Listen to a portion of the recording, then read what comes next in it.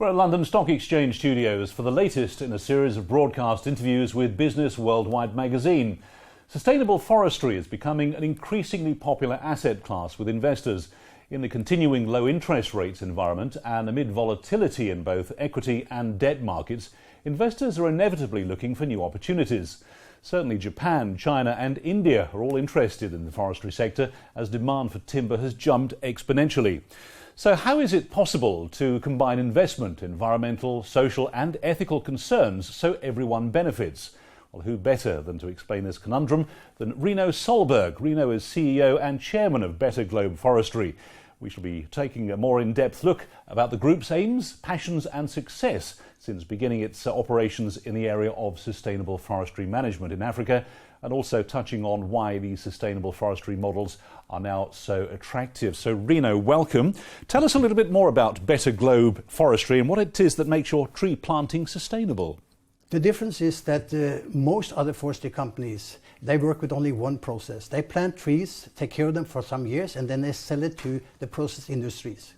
Downside is here the fluctuations in the market, for example in the paper industry and the building industry.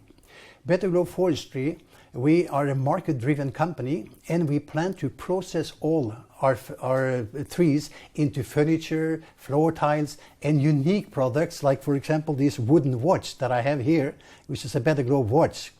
And we do this to avoid fluctuations. We will, first and foremost, export everything. We will do the marketing ourselves and we will own all the processes in a sustainable manner. Now, can you explain in more detail how the business model actually works? We have actually two business models. One works much like a crowdfunding system, where people and companies can buy one tree or they can buy thousands of trees, and they have a buyback deal which is fixed 15 to 20 years ahead, and they get 12 times the investment back over the 20 years, starting with year 5. In fact, we have done this since 2006 and it works very well. It is also called impact investments, by the way.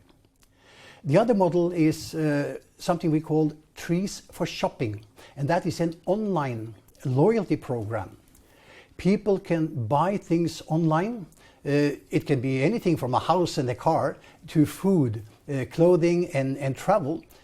And 25% of whatever they bought will be paid back to them cash the 15th year. Simply explained is that our online business partners, they take a little percentage of whatever the customer buy and buy trees from Better Globe Forestry. And Better Globe Forestry in turn buy the trees back from their customers the 15th years, equal to approximately 25% of the whatever they have purchased.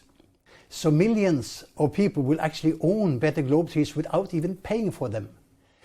That, I think, is probably the most or the best customer saving program in the whole world. Now, what do you perceive the risks to be associated with forestry investing in Africa, Rino? Is there anything investors should bear in mind when weighing up this type of investment? No investment is risk-free. Whether it's in Europe or Africa, although in Africa it probably a bit more risk due to corruption among other things. However, there are also many other risks in Africa, but any risk can be mitigated if you know them. And in fact, Better Globe Forestry, we spent 2 years just to get to know the first tree that could produce what we wanted it to produce in 15 to 20 years before we sold any trees to anybody. And the last 11 years, we have worked to mitigate all the risks we can think of, together with the Kenya Forestry Research Institute, the Forestry Laboratory of Ghent in Belgium, ICRAF, the World Agroforestry Center, not to mention Kenya Forestry Service, which is the government in Kenya, just to mention a few. Now, why do you reject the common practice of taking loans from banks and selling shares in your own company? Do you think this helps you avoid the insolvency that many African forestry companies have experienced? Well, we like to be independent and in control. That's why we reject fast-back investors, because our payback is timed and planned at 15 to 20 years ahead.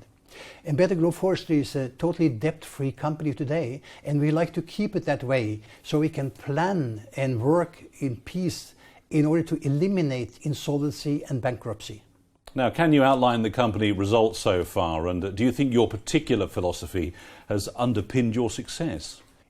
Over 13 years in what I call just a pilot project, we have planted 1.5 million trees, and we have see to that more than 5,000 families are out of extreme poverty, and we have passed 10,000 children through school. In the years to come, we will plant 9 billion trees. We will have millions of poor farmers' families out of extreme poverty, and millions of children will be helped through school. We also have a microfinance system that kickstarts the poor farmers' entrepreneurial skills. And our particular philosophy with massive tree planting for business, microfinance for the poor farmers' help, and the education of children in order to fight corruption, definitely our philosophy is all it takes. As a social enterprise, Better Globe Forestry is helping in the fight, of course, to eradicate poverty in Africa. However, you've chosen education and the empowerment of rural farming communities as your goals, which is a little bit different. How are these two strategies complementing your own business model while also tackling corruption? Can you explain and expand on that a little for us? Well, let me make one statement first. Nobody will ever be able to eradicate poverty or corruption in Africa totally. That we haven't even done in Europe. However, we will eradicate poverty one farmer family at a time. And hopefully in some years, many farmers will be out of poverty and Africa will be a better place for poor farmers. When it comes to eradicating corruption, that might be a pipe dream. However, we have found a way, which we think is the only way to fight corruption, starting with the children at 3-4 years of age, and then teach them integrity in order to fight corruption long term. In fact, I have written a book describing that, how to eradicate poverty, which I have here. This is called Social Entrepreneurship, the Better Globe Way, and that helps the farmer eradicate poverty. I have also written another book, I don't have it here, but it is called Put Integrity First, which explains how to eradicate corruption. We also publish 2 magazines. One is called Miti, means trees in Swahili, and it is the Tree Farmers Magazine for Africa. This is also to teach the farmers on the ground how to make more money on trees. Another publishing we do is that we publish a free children's magazine. It is called Bingwa magazine, and it's fighting corruption through building integrity in the children of Africa. And that magazine is a free magazine we give them to schools, and in fact each magazine is read by approximately 100 children, and my goal is to be able to publish 1 million copies so we can reach 100 million children and eventually that way eradicate corruption in Africa. So Better Globe is here to stay because we have found a better way. So Rino, a fascinating insight. We could talk for hours, but sadly we're out of time. Thank you very much. Well, thank you very much, Glenn.